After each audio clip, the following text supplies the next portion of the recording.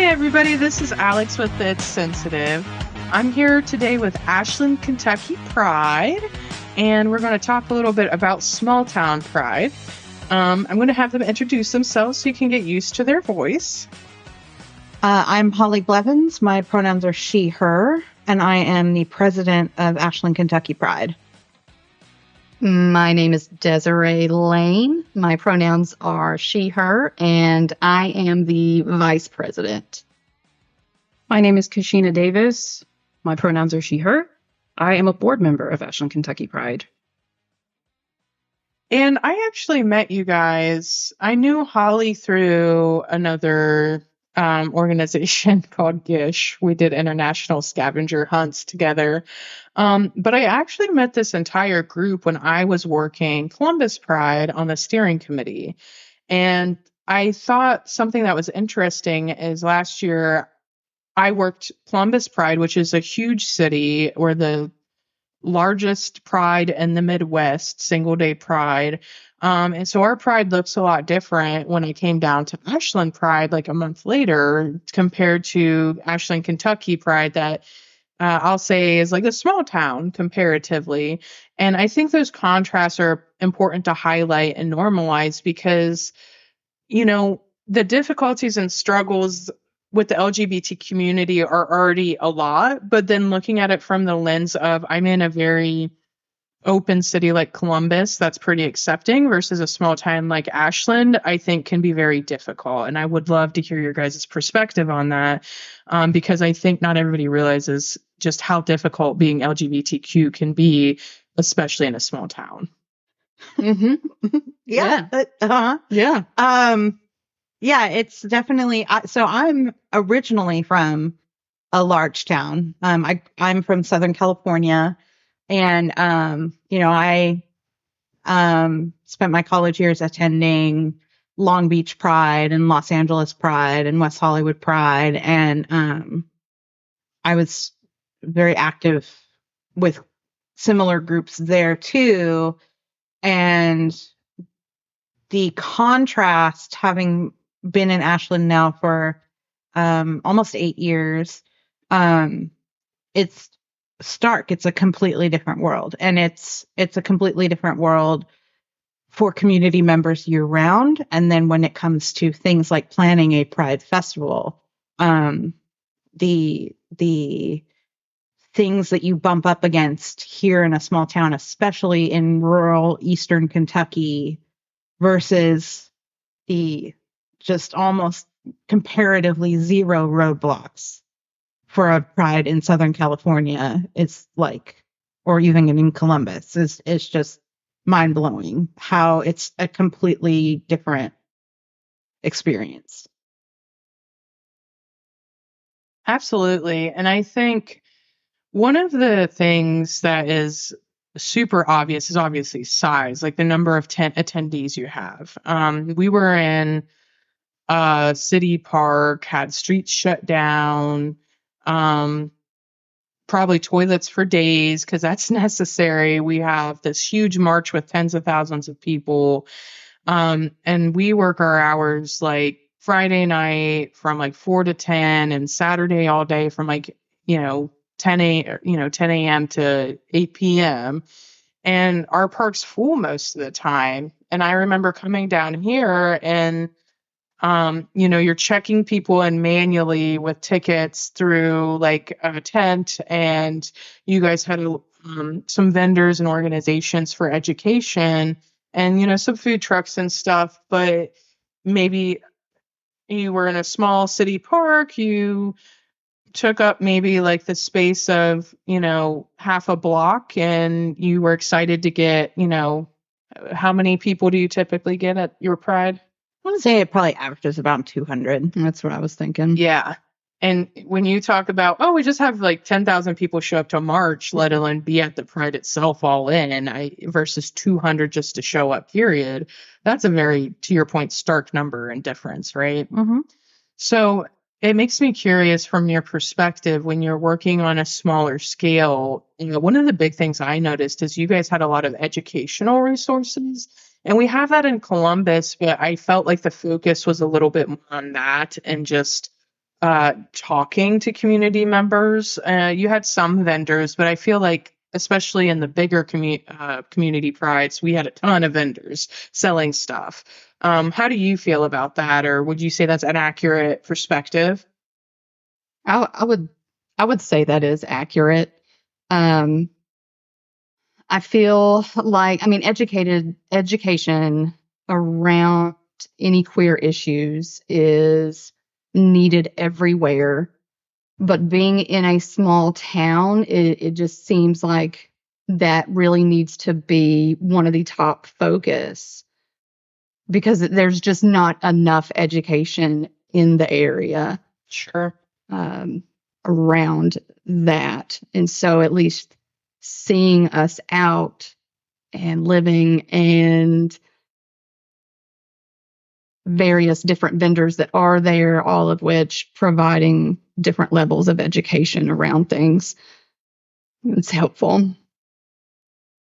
I would also add that we sometimes get messages from people who will say things like, you guys can get married now and you can have your pride. So, why are you pushing so hard? Like, why do you have to be so present and visible in our community? And that's where that education is really important. It reminds people, yeah, sure, we can get married, but that doesn't mean that a trans person can get the health care that they need. That doesn't mean that a queer kid is safe in school.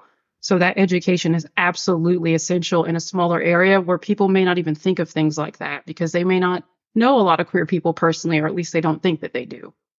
It goes beyond education too, because it's also us providing resources for those queer people who may not know what's available to them. So, like, for example, at our last Pride picnic, we had the Kentucky Fair Housing Council as a vendor because they have information and resources that they can provide specifically to members of the Kentucky LGBTQ community about their rights in housing in our state. And we have talked a lot about doing things like a healthcare summit specifically centered around healthcare for LGBTQ members of our community, because that's one thing that we hear a lot about. I have a message in our inbox right now of somebody looking for an affirming, safe doctor to go to. And, we get that message at least once a month. And, Which is luckily becoming more prevalent as far as being able to find. I think mainly what I've seen so far is primary care physicians who put out that they are affirming, safe, welcoming, whether or not, hopefully those things are accurate. Sure. Yeah. It's one thing for those, not just healthcare providers, but anyone to come to us and say, oh yeah, I'm affirming. And for us to then hear from somebody in the community that said, no, they are absolutely not. They dead named me the whole time. They misgendered me, blah, blah, blah. Just because they have a rainbow sticker on their window doesn't mean that we're safe there. I think there are a lot of people that their intentions are probably well. More people anyway in the area that they have good intentions, but I think they fail to realize themselves how important it is to continue to learn about a community that has been largely oppressed and dehumanized. Absolutely. I think those are all very good call outs. I'm fairly new to the community myself. I came out in May of 2023 as bisexual, and I volunteer a lot, and I've seen the community from a lens, but only for a short period of time in Columbus. But I remember when Holly, you came up to Columbus, something that resonated with me, and this was actually before I came out, was you're like, hey, there's a lot of like, rainbow trans pride flags out in all kinds of your neighborhoods. And you were like, is that normal? And I was like, oh yeah. Like, to me, that was just normalized as part of my life growing up in Columbus. Like, oh, there's plenty of areas around Columbus that's completely normal. There's some areas that don't have it, but I never really looked at it as being truly unsafe in any manner. And after I came out, like that was something that still stuck with me, was how normalized it was in Columbus to see that. And I come down here to Kentucky and I maybe can count on a single hand how many pride flags I see out, right? Right. Well, and in contrast to that, I don't have any stickers or anything on my car that indicate that I'm a part of Ashland Pride, because I'm convinced my windows will get broken into because of it. I had a garden flag out in front of my house that was a pride flag. My neighbors are very conservative leaning, and there was always a little bit of nervousness putting that flag out, which is something that before I moved here, I never had to deal with. I had the privilege of living in an area where I didn't have to worry about that, kind of like how Columbus is. Sure. And the only reason that we keep that garden flag out as much as we do, or I make my house lights rainbow, is because the kid across the street is queer. And I want them to know that even though in our neighborhood they are surrounded by very conservative people, there's at least one house that they are safe if they need it. And but that was a calculated risk on my part to be that visibly queer in my own neighborhood. But that's how it is here. You have to weigh those risks of, and it's like I'm a white cis woman walking through the world, and unless I signal somehow that I'm queer, I'm relatively safe here. But that's not the case for everyone. And those are things we have a hard time as an organization getting people to come out to our meetings and events, because it's not necessarily that they wouldn't feel safe with us, but they don't feel safe coming out at all in this area. Right. I've been here. I'm not from the area either. I thought I was from a small town in Alabama in the South. Grew up there. Looking back, it's not as small of a town as I thought, though I do believe Huntsville finally just had their first Pride event in sometime between 21 and 23. Lived in Louisville for a time, and it actually didn't dawn on me when I first moved to the area how different it was. And kind of talking back to that privilege, I was lucky enough to move to the area for work. I had a roommate that I knew previously from Louisville, so I knew I was okay there. And similarly, at the time, out as bisexual. I don't know if I would really say out. I didn't talk about it a lot. I didn't live it a lot. I didn't feel it was necessary. But it didn't take long after being here that I realized why that is necessary. My workplace, small town hospital, and I heard constantly various different types of questions of what church I attend, if I have a family, if I'm married, how many kids I have, various aspects. And at the same time, hearing the people that would come into the hospital and my coworkers discuss very conservative views, and started realizing the area that I was in was not, it was very different from anywhere I had been prior. Sure.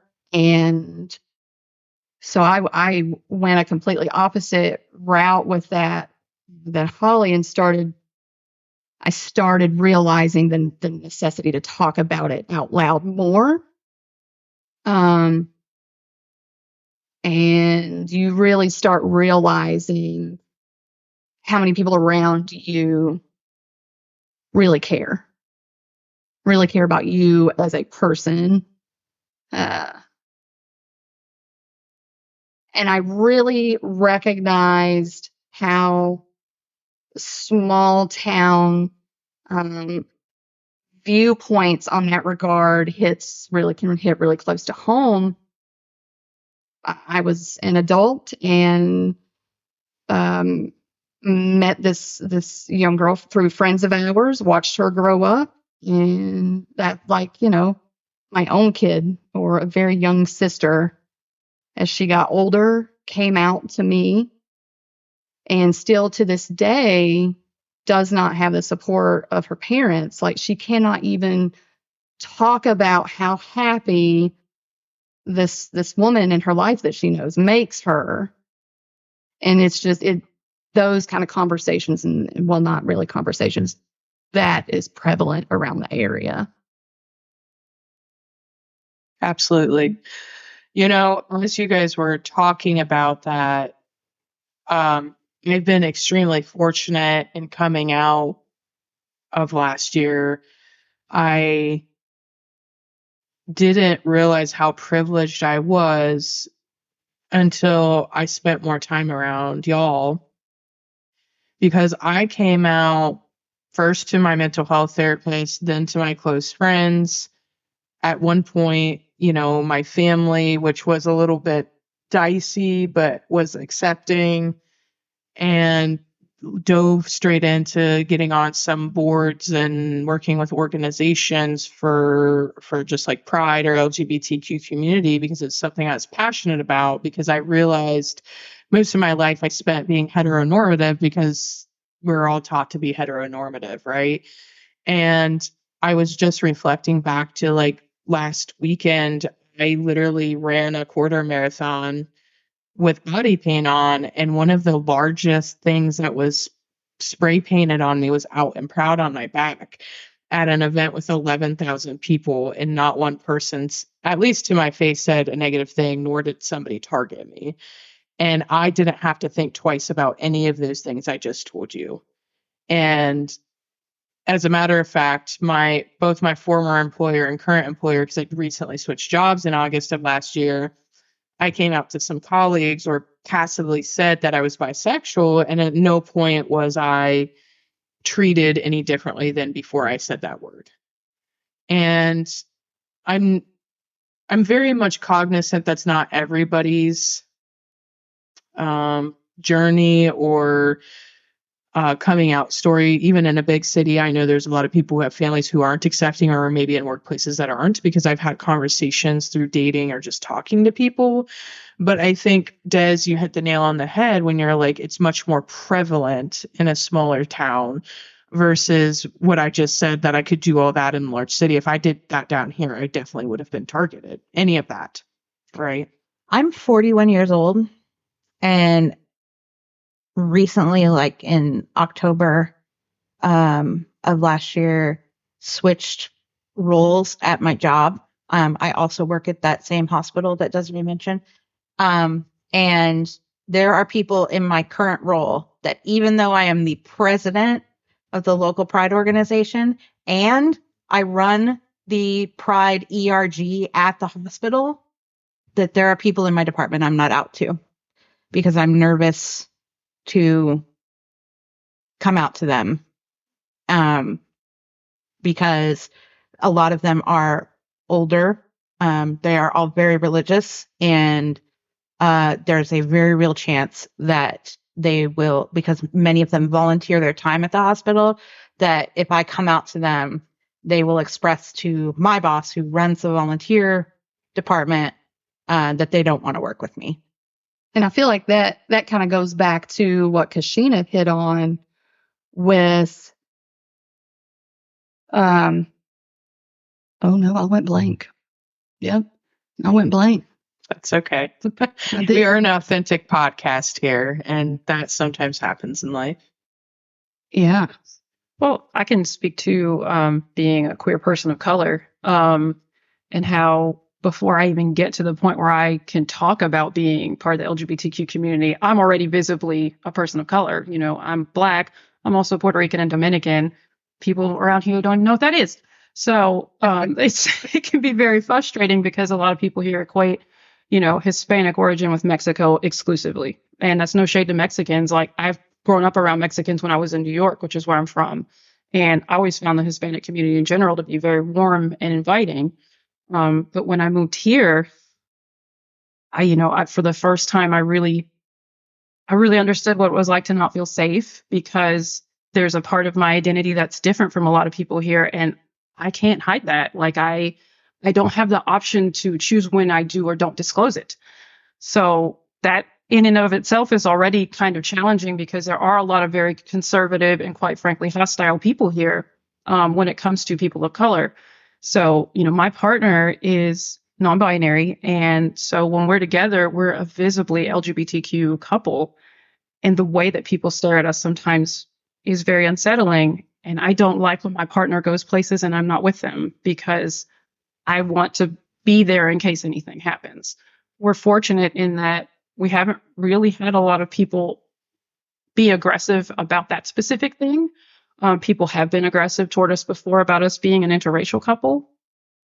So it just adds this really complex dynamic of, you know, do I want to disclose this part of my identity with people when I already have to, you know, jump all these hurdles sometimes just to exist? So it's also frustrating because I don't know really any other queer Black people who live here. You know, there's Kasha McDonald, who runs West Virginia Black Pride. She's from here, but she's in Charleston now. And, you know, there's a Black Pride organization there. I can't honestly say I can imagine that happening here in Ashland or the tri-state area anytime soon. And that's heartbreaking for me. I want to pause for a second. One, I appreciate you sharing your journey and your struggles, because that's intensely intimate. And I think not everyone can always be in a position to hear that perspective. But something out of that conversation really rang out, is that people approach you about just being an interracial couple. And I want to throw back for a second that part of being the LGBTQ community, you kind of were talking about, you can at times choose to share that part of your identity because it's not so visible.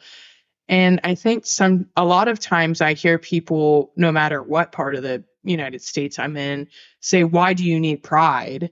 And I think it's important because not everybody, I think Holly, Des, and Kasheena all said, like, there are times you feel comfortable sharing that part of your identity and times you do not.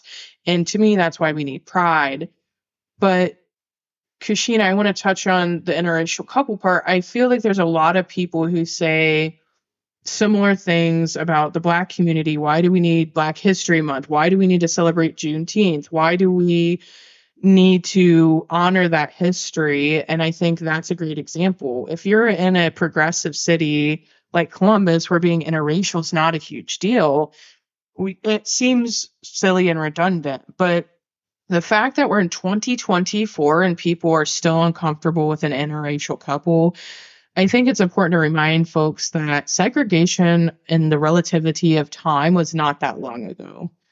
And it takes change. Change can happen both rapidly, but cultural change, being comfortable with things, take a very long time.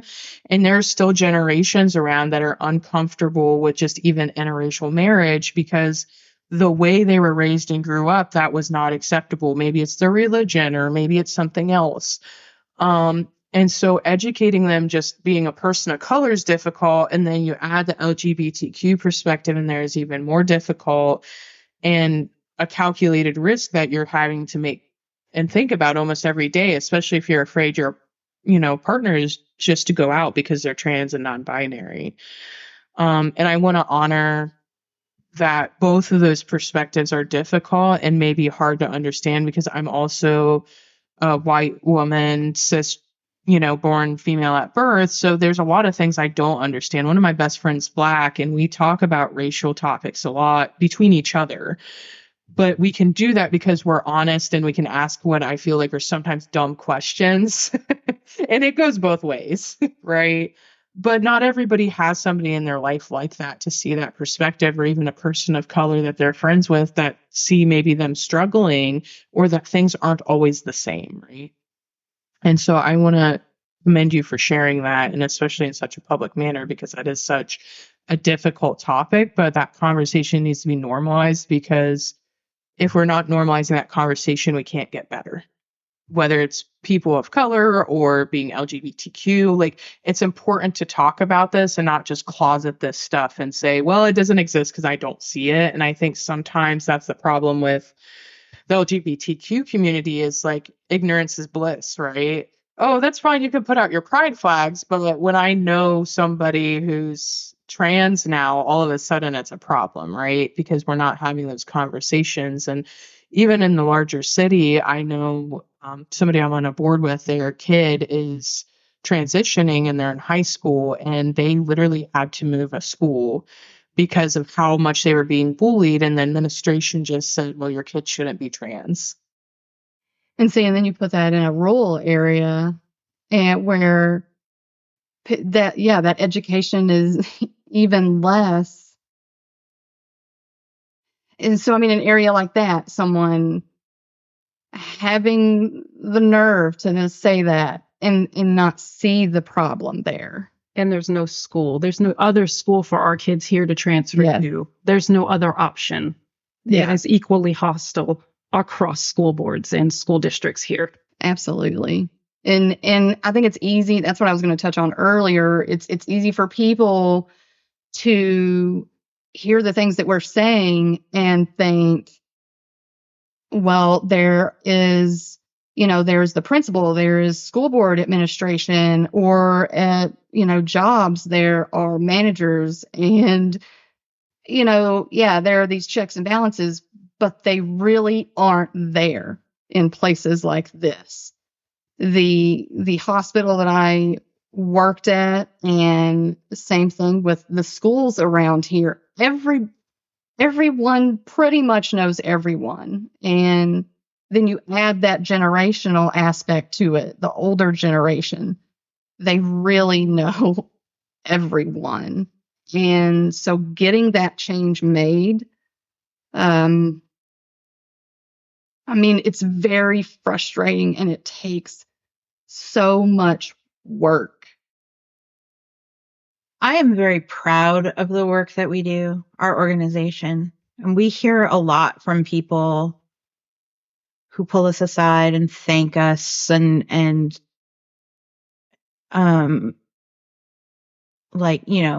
I never thought I'd see a Pride festival here. Or like last year, I think it was, we had a kid come up to us and tell us it was their very first Pride. And those moments are amazing. But I'm fucking tired. Yeah. I'm so tired. It's an uphill, constant battle to make any headway in this area. As a progressive organization, as an LGBT organization, as an intersectional organization.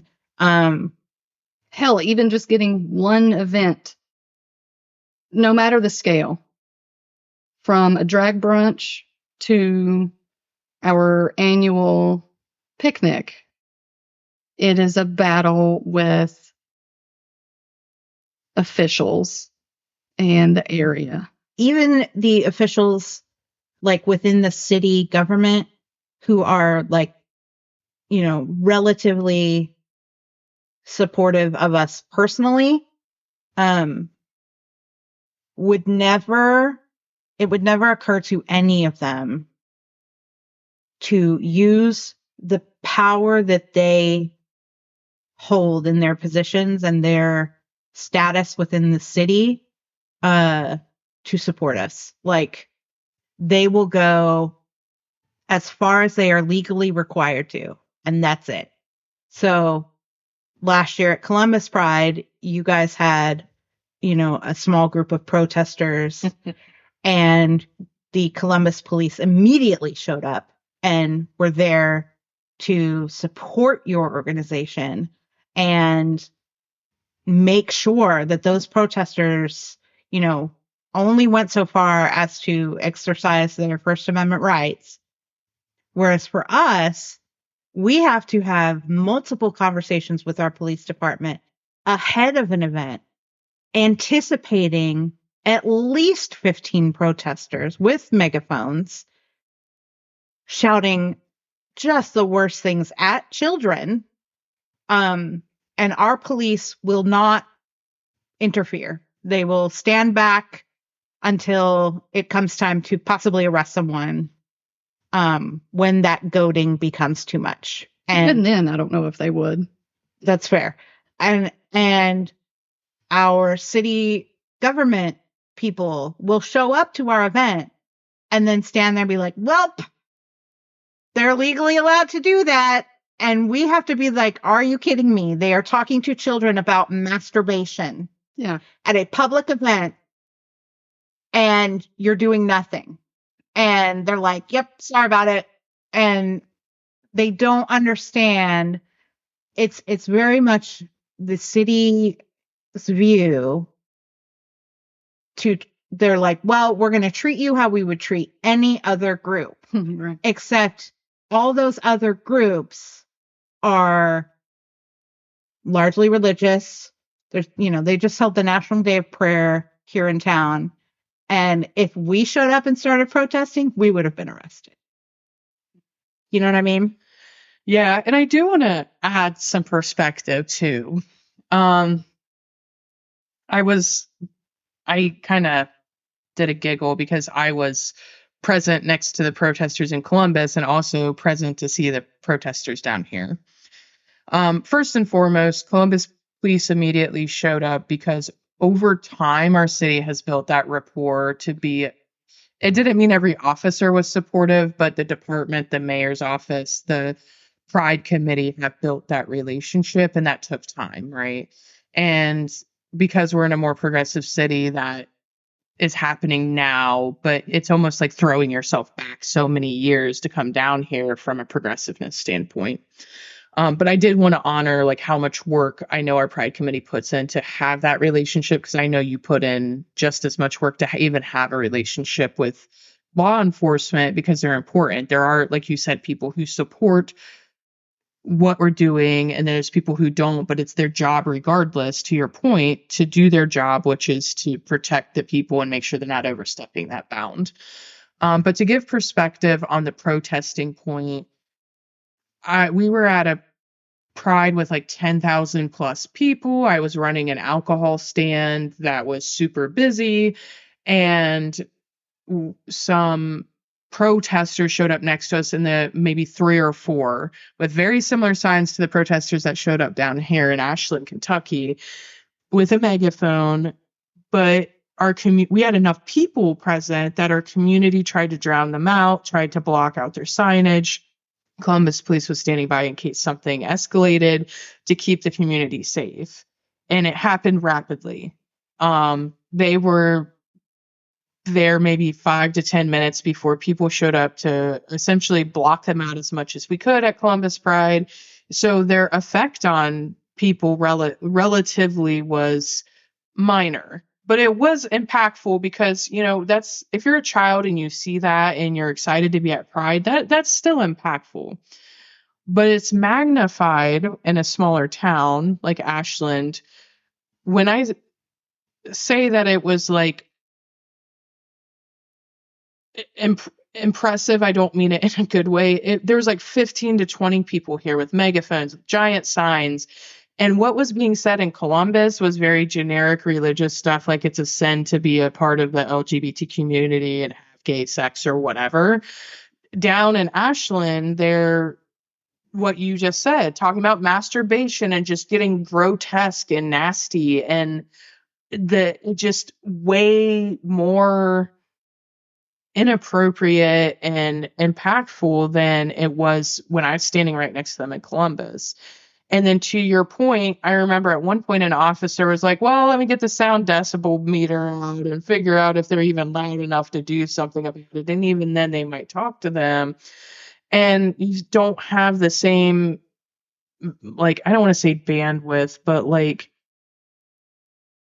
the same support to like block out the noise, to our police were literally like right next to them. Your police was standing like 100 yards away from them because they didn't want to be perceived as being involved in the situation.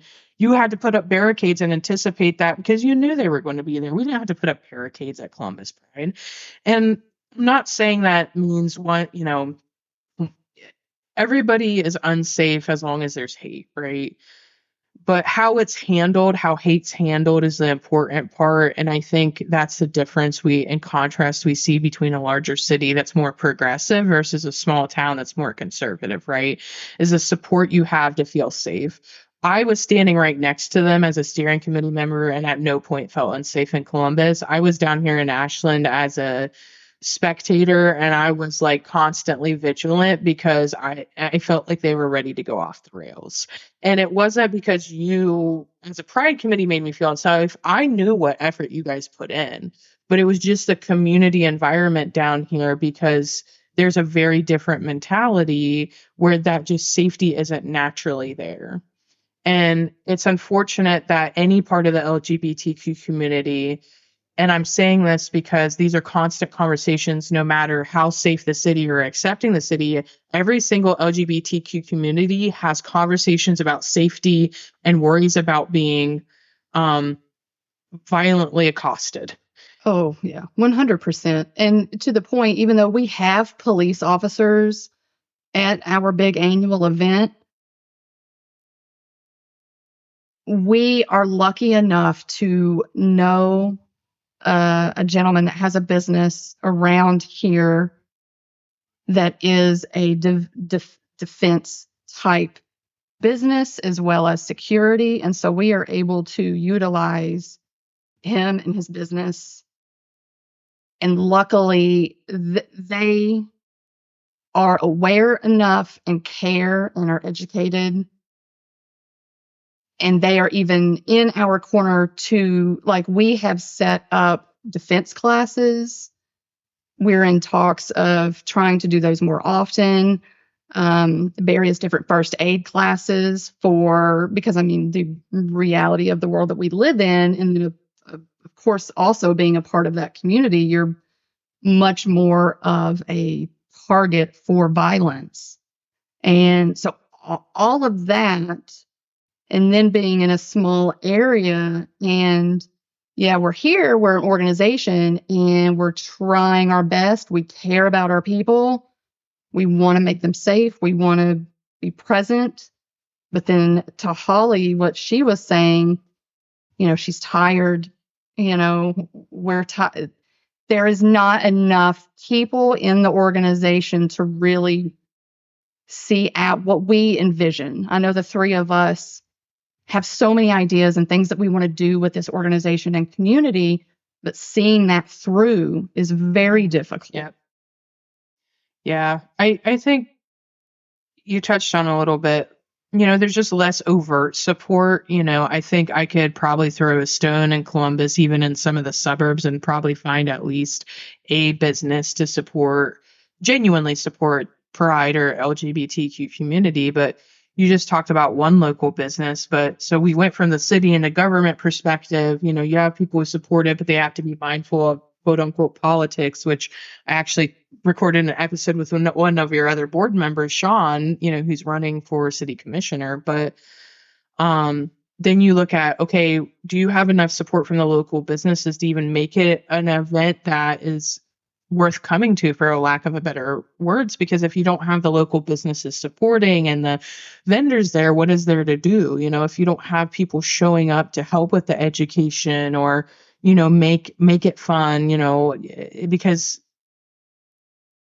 we could probably, again, throw a stone in Columbus and find enough food truck vendors like, I'm cool with LGBTQ people, let's go. But some people aren't okay with that. And they're like, I don't want my business represented around that, right? Well, and we have the added hurdle of there are businesses and people who do support us, but they have to worry about backlash. So they may say, hey, I would like to be at one of your events, but it's not good for my business. A lot of my clientele will not approve of me being associated with you. I think that's a good perspective too, because I think in a more progressive city like Columbus, it's the opposite lens. I want to be associated with it because there's so many community members that then can boost my business. And I know there's a lot of corporations, unfortunately, who may do that. Like, oh, it looks good on our resume, quote unquote, as a corporation to say we're LGBTQ oriented. Let me slap my name on that. And that's how they view it in Columbus. A lot of businesses do. But to your point, there's businesses who view it the exact opposite. Can't be associated with you. Well, and that is why we have our Y'all Means All campaign. We have local businesses. We actually have some mental health providers. We've got a variety of agencies who have signed up. And basically, in signing up with Y'all Means All, it means that anyone who goes into their business can expect to be treated with respect and have their dignity respected as well.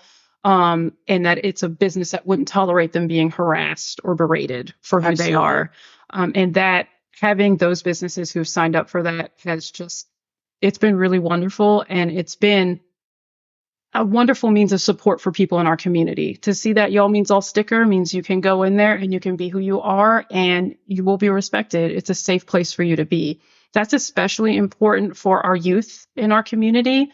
We have so many young LGBTQ people here in Ashland. We see them all the time. I mean, they come to our meetings, particularly at our events, like Holly had said. It's so powerful to hear a young person say, this is my first time being somewhere like this, or this is my first time getting to be out and feel safe. That is what our organization is all about, is making sure that no matter how small our town is and no matter how much hostility, certain conservatives want to throw our way, we're still here. We still love each other and we will protect each other and take care of each other to the best of our ability. Absolutely. I'm going to ask a tough question. First, I want to know part of the reason we're having this conversation today with y'all is because I see the hard work you're putting in and the change that you're putting in. Like the Y'all Means All was one of the first things I saw when I came to visit Ashland. I'm like, what does this mean? And you're like, oh, we did that. I think you partnered with a lot of organizations, and I think just having a space where everybody feels safe and it's visible is important. And you did the work to talk to these groups to make sure that's an actual thing that's being done. It's not somebody slapping a rainbow sticker on and saying we're safe. It's you had a conversation and you know they're a business that will be safe. And I think that kind of work, that grassroots work, is super important. The tough question I have, and you may need a minute to think about this, is from your perspective or experience, when people are anti-LGBTQ, what do you feel like the biggest thing you hear them say, the reason that they hate or dislike or are resistant to the community? Lately, I feel like it's a lot of Fox News talking points. Like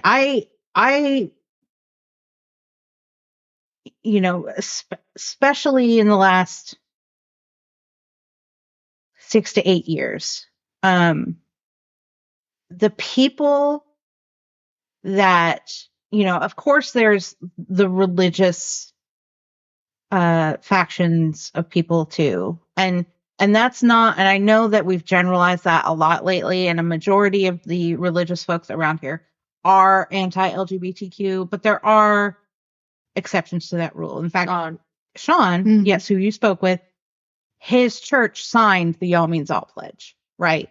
They are so far the first and only church that has done that, but it was a huge step, and they lost people from their congregation in doing that, in making that choice.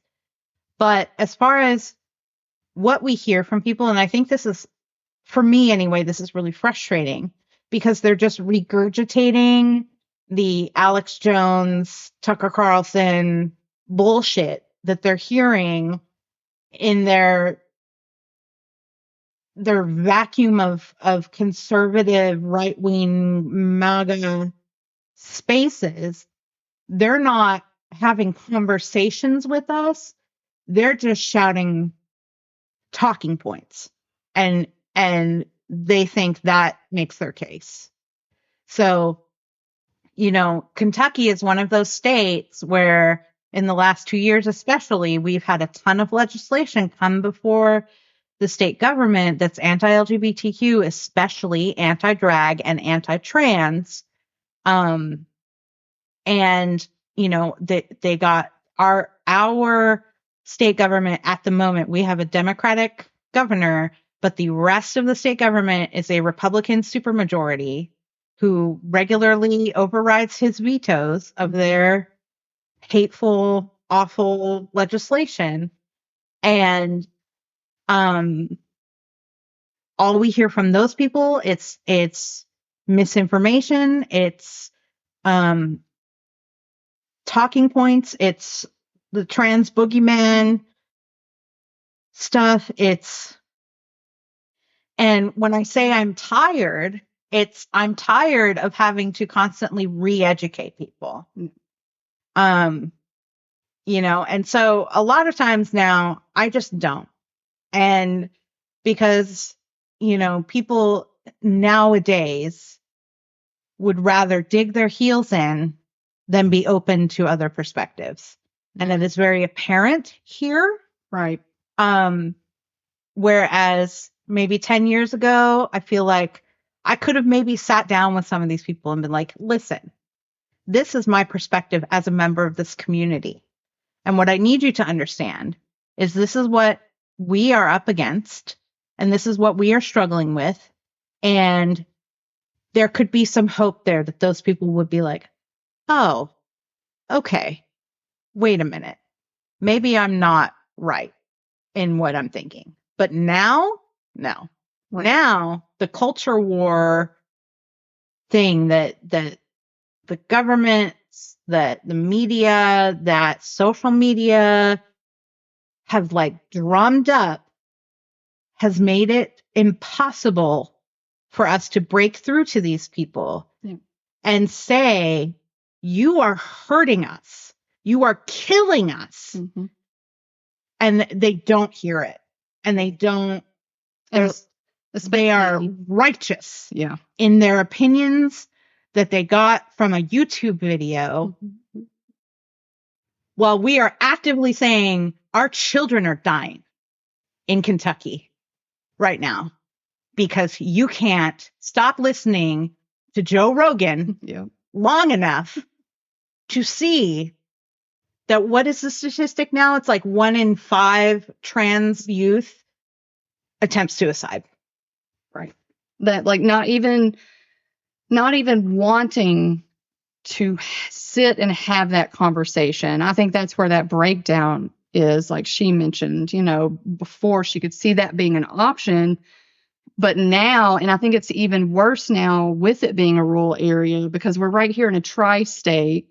And so all year, starting in January, that's something else the LGBTQ plus community is very apparent and aware of, that people don't realize. When it's an election year, it's going to be worse for you out there in public. And the commercials that have been out there, and a lot of which anti-trans, all of them, I would say, that is the big talking point. And they use it as a way of protecting children and protecting women's sports. And it's all just bullshit, fear-mongering talking points. And unfortunately, a lot of people buy into that and don't have the care and compassion to even sit and listen to someone else's plight. I mean, to the point, I had people at work I thought were friends of mine. I knew where they leaned on some things, but I thought they're still good people. And one day making the comment that their team was going up against the Mountain Queers. Okay, so instead of the Mountaineers, fucking, I don't know, West Virginia team. Yeah, people are going to make fun of that, and I don't care. I do not watch sports. Some West Virginia team, Mountaineers. She called them the Mountain Queers. And That was at the point where I was getting to where I was speaking up more at work because it was my job. I didn't want to lose my job. But I got to the point where I was like, I am pissed off that I'm having to listen to these people every single day. And so I spoke up, and she immediately laughed and dismissed me and said it was no big deal. It's just a joke, and everyone around here does it. And it's that small mind mentality that stays there. And I would never have thought that her, of all people, much like the mother and father of the young girl that I watched grow up, I would have always thought I could have a conversation with these people. Yeah. Like, yo, that's rude. That's offensive. That's hurtful. I know that's not you. This is misguided, and you can't. I'd like to also point out that to your points about information, I work at a library, which means that I see the local newspaper almost every day. And what I see a lot of that our legislature does not pay any attention to is child abuse, actual child abuse that happens very frequently here. We have recently a horrific case that will probably go national of a child who was able to escape her home and run to a neighbor's house. The perpetrators of her abuse, their bond is set at $1 million. Wow. And there's a reason for it, and it's horrible. So there's that case. There's I believe some bus drivers, not just one, who have been arrested for child pornography. All cis men. There's a teacher who was also arrested, and I think his trial is coming up for statutory rape.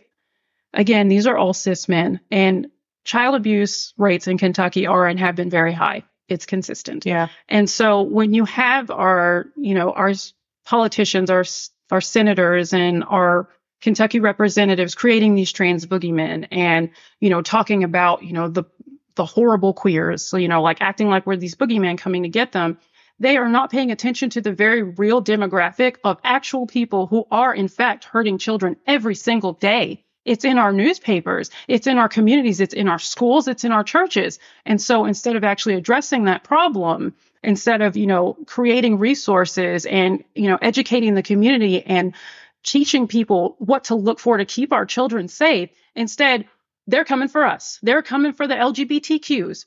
Instead of dealing with this very real problem that causes a lot of harm, these children will be traumatized for the rest of their lives. And I, for one, would love for my tax dollars to go towards prevention methods for them as well as queer kids, so that we're actually doing something productive. We're actually helping each other. We're actually being part of a community. We're actually doing worthwhile things. We're building people up. We're taking care of each other, because there are a lot of Appalachians who do, in fact, do that. We have Eastern Kentucky Mutual Aid. We have mutual aid. Tomorrow, the tattoo shop where my spouse works is doing something called Art for Aid. It's a charity for the people who were affected by the tornadoes that happened in April. People lost their homes, people lost their businesses. Why aren't our legislators, throwing money at that? Why aren't we focused on real people and real problems? And that is another thing that I believe makes all of us really fucking tired. There are real problems that we could be tackling together, but no, let's get mad at Janet because she transitioned and literally is not bothering anybody. It's just trying to get the gender affirming care she needs to keep her mental health intact. Right. And when you look at it, it's always been that way. It has always, I guarantee you, like you were talking about, it's in our schools, it's in our workplace, it's everywhere. As far as people who are being violent, abusive towards children that are not a part of the LGBTQ plus community, and it's in our churches, and I guarantee you, it is within every single family. It's there and not being discussed, and it helps lead into all that. I think what all of y'all just said is very powerful for a lot of different reasons. I think I'm pausing because this is a really heavy topic, and I know our podcast likes to keep it light when we can, but I think it's important to hear this conversation because we're saying the things that everybody knows but doesn't want to, right? There's a reason every single Law and Order SVU episode has some white dude be the perpetrator. Yeah. And nobody bats an eye at that, and that's on national media because unfortunately we know it's the truth. Same with the FBI shows and the killer shows. A lot of times they're white dudes, and I was talking with Sean literally right before you guys, and his episode's going to come out before this. And one of the big topics we were talking about is polarization. And I want to say this because people are going to get mad when we release this episode, and that's okay. But I want to talk about polarization because, Holly, what you were talking about earlier with people won't sit down and have a conversation, the groups that you were talking about is a polarized group where people feel like everything's black and white. It's either you're evil or you're good, and there's no in between. And it's important to normalize these discussions. And as I talked to Sean beforehand about politics, even, is because these aren't these big, scary things that like should be just one or the other. They're things that need to be talked about, right? And if we come back to this period where we can stop polarizing the issues and bring it back to the gray area and just have a conversation. There was an article I once read is you're never supposed to sit down and talk to someone to convince them of your point of view. You're sitting down to talk to them to just educate them on your point of view. So every time I have a conversation with someone, if they disagree with me, that's totally okay. And I might not agree with them either. I actually, on this podcast, I had an episode I verbally disagreed with his point of view on it with addiction and stuff like that. But we need to have that conversation for that understanding, right? And if we shut that out, that's where we get this polarization. And personally, from a mental health perspective, we see this anger and this hate and this pain and suffering. And the reality, and I talked about this with Sean, is there's so many of these issues that affect all of us. I think, Des, you're getting to the point is unfortunately there's probably someone in everybody's family that's an abuser, and they talk about it on these fake shows, but in real life, the most likely perpetrator for sexual abuse is a family member, or child abuse. I personally know someone, and this is relevant in any city, but it may be even more relevant in Appalachia, but I personally know someone who knows a child that's being actively abused and the system's not working for them. And she even threw money at it, and still they are putting that child back with the abuser. Mm. And I'm not saying that it's any one person's fault. None of us are saying that. But what is required is to have these conversations to help elicit change, even if it's one step at a time, even if it's all, y'all means all, and that's what you're doing because that's within your sphere and scope. I think it's important that everybody has this conversation with someone in their life, whether it's about the LGBTQ community, whether it's about child abuse, whether it's about politics, because if we don't talk about it, it gets worse. Yep. And we continue to be divided, and you can have differing point of views and not hate each other. And I think for me, like, this is anybody who knows me, I've volunteered all my life. I've done disaster response for literally, I just hit my 15-year mark. And one of the things I was just talking about Sean with is he's religious. And clearly he's an example of not everybody in the religious community is an awful person. And he's like, I love that we can just all come together and just kneel and just we're different people. And one of the reasons I love disaster response, as horrible as that sounds, is because when a disaster happens, nobody gives a shit about your title, your color of your skin, if you're LGBTQ. I have seen the most miraculous people work together. I saw a dude who lost everything in his life come volunteer because it was the right thing to do and he wanted purpose in life. And I say disaster response specifically because when you take everything away, literally everything away, we get back to the humanity of it is that we're all fucking people. Yep. In the same world together. And you take that hate away. And it's hard to see that hate when all of a sudden y'all lost all your shit together. Right. Mm-hmm. And I think we need to I don't want a disaster to happen to anybody, but we need to remember that part of it. Like, we're all human, and that means the lesbian, queer community, trans, gay, queer community is human. That means if you're a person of color, you're human. I was just listening to a book called Myth of Normal, and it's talking about people of color and that race is a construct. The color of your skin is no different than the shape of your nose. Absolutely. Well, I think even on a smaller scale than disaster response, like, so when the pandemic first started, right? Okay. Right before COVID hit and we had to shut everything down, we had a pride meeting to which at the time, a Republican candidate for commission came to our pride meeting, seemingly to court our vote, which as a nonprofit, we can't endorse anyone anyway. But she had never been to a pride event or meeting prior, and it was pretty clear what her motivation was. And at that meeting, she handed us a check for $100 for Ashland Pride, which didn't feel great. Again, because it was pretty clear what her motivation was. Now, I'm sure that Sean mentioned in his episode that our local commission race is nonpartisan. Correct. So, even though we all knew her views on things, she was trying to court our vote because it's a nonpartisan race. Right after that, and I'm talking 3 days later, the world shut down. And we, as an organization, were no longer able to hold in-person meetings or events or whatever. So we, as a board, decided, okay, how can we support our community during this time? And not just the queer community, but our local community, because we are a community organization. And, Kasheena and I were both there for the very first Pride meeting.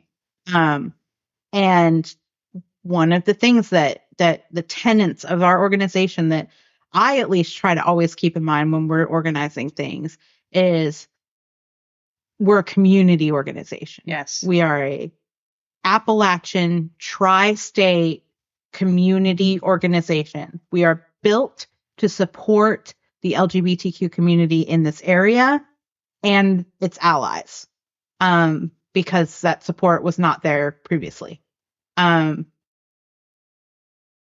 So we as an organization decided to take what little money we have, and we never have enough money. If anyone wants to sponsor Ashland Pride, please send me a message.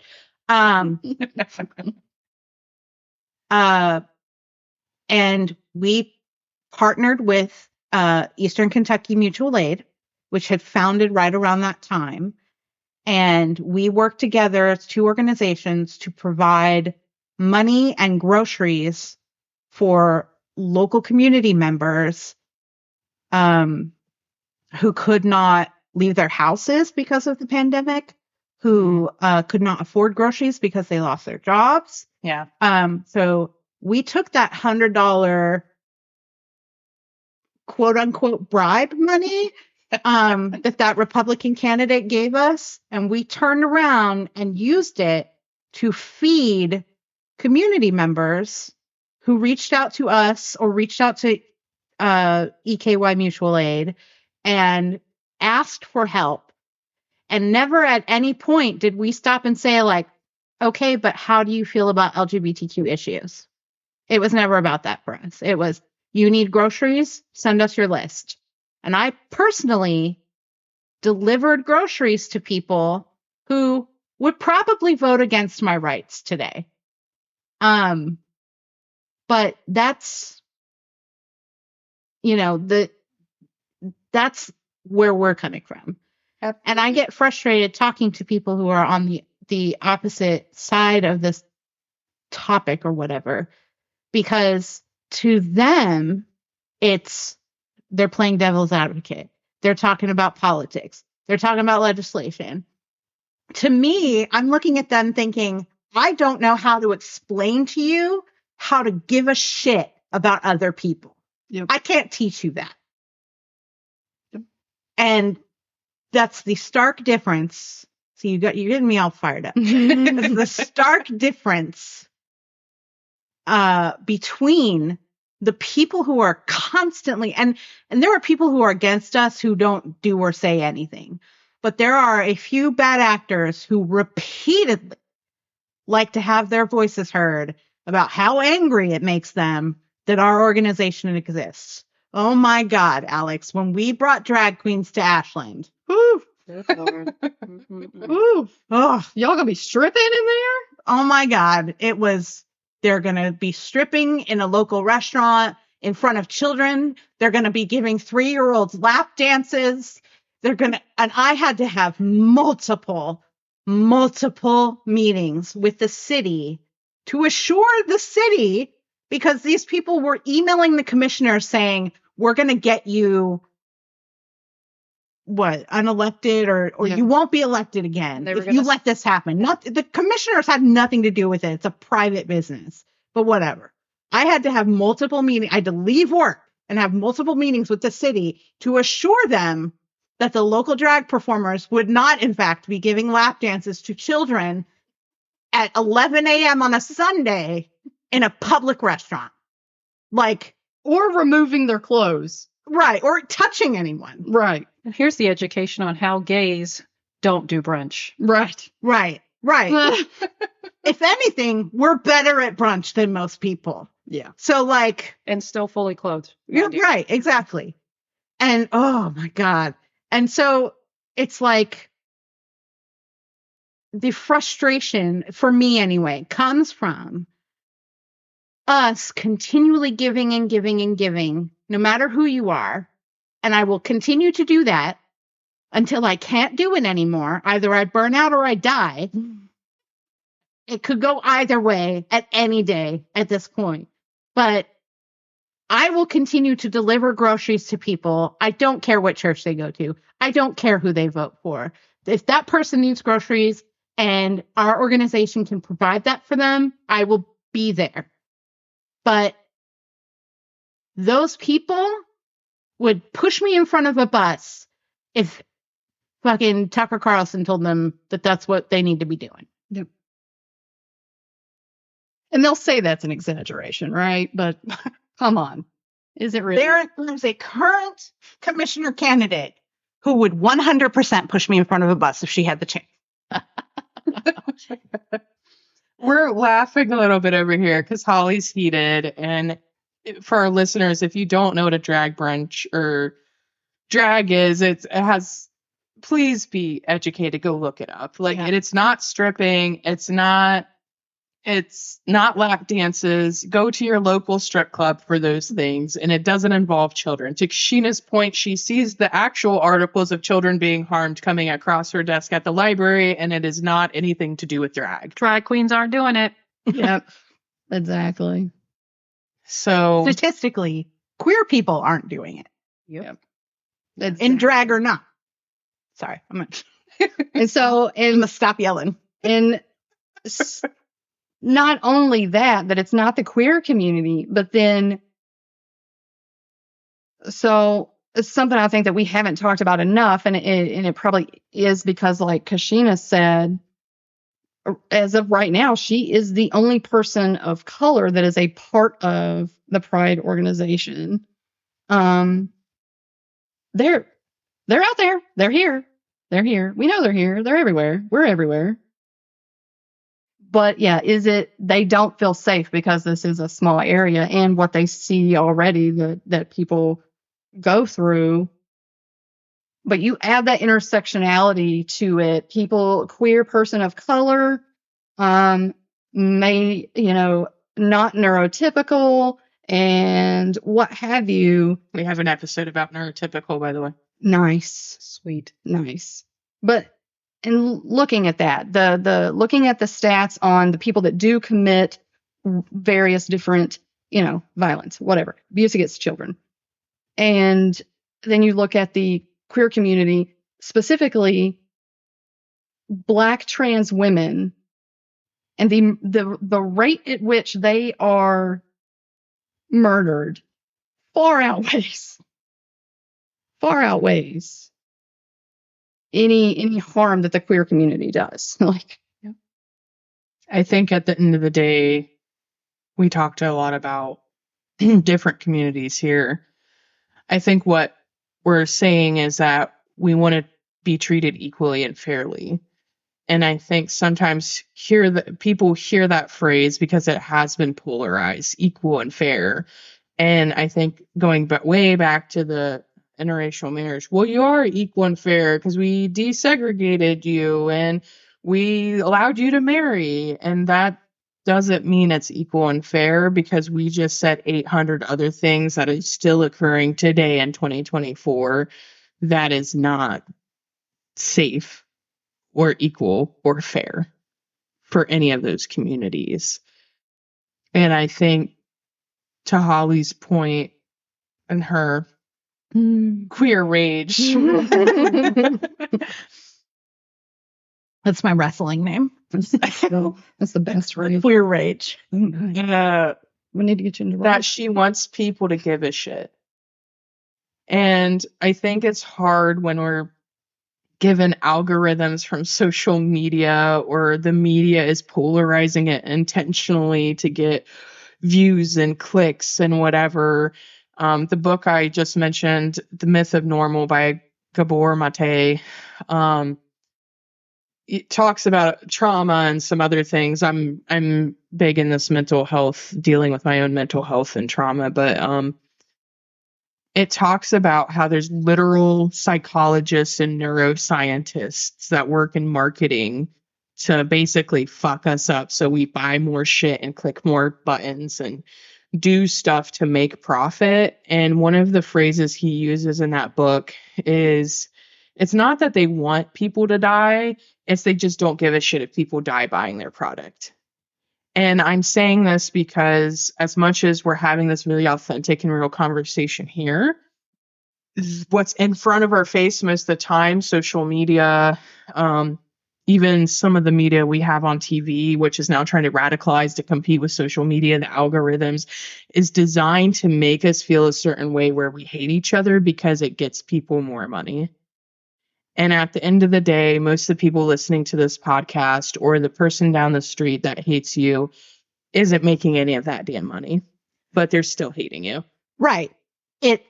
It's designed to do that. It's also designed to make us hate each other so we are not paying attention to the bigger problem. Yes. Like absolutely. the continued systemic racism in this country and the continued discrimination and awful treatment of disabled people in this country and the child abuse rates in Kentucky and the, extermination of people in Gaza and all of that because I'm too busy fucking Facebook fighting with a commissioner candidate who's posting Bible quotes and calling us, what does she call us? Socialist, communist, destroyers of Western liberty.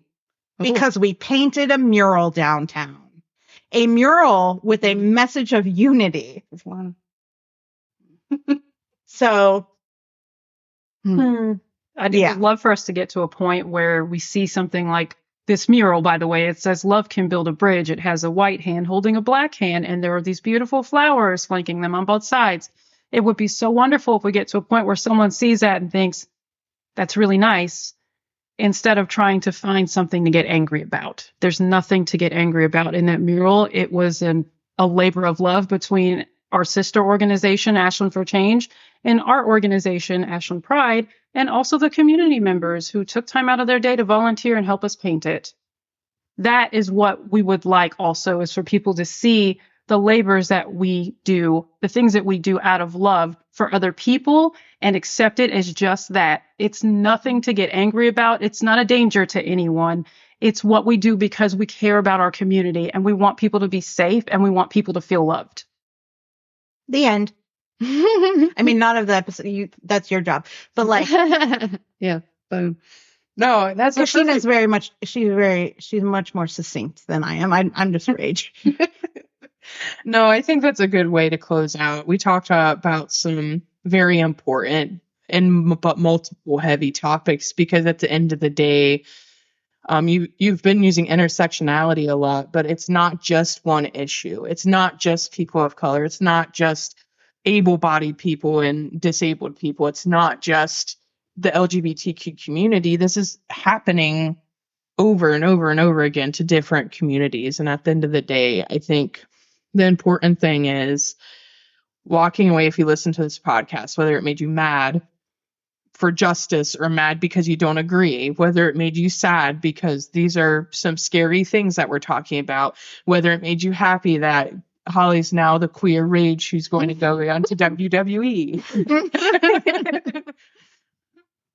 I would like you to walk away today and have a conversation with someone that may be a little bit tough and ask a question just to understand their perspective and not to change their mind. Because at the end of the day, maybe you don't love me, that's fine. But at least listen to me and understand my perspective, and I'll understand yours. Have some respect. Yeah. Yeah. Amen. All right. Well, I really appreciate all three of you being on today. With Sean's episode, we're really stirring the pot. But, whew. All right. If you just listen to this, go take like a breather for 10 minutes. I'm really sorry for yelling. I thought it was adorable. Like, I was really, like, I mean, laughing. I'm a cute yeller, but like, I'm really sorry for yelling. I'm sorry, everyone. And I'm glad it the wasn't pot me. we're stirring is actually just very flavorful, and just it's meant to be a nice aroma to come right down. That's right. But yes, go step away from my rage and take a breather. Maybe touch some grass. I'm gonna go touch some grass. But that's the point of my podcast, is I want to have these authentic, tough conversations, and that's what you did. Is you had an authentic and tough conversation, because that's real life. And that's what It's Sensitive is all about. We're here to normalize being fucking human. And with that, that's it.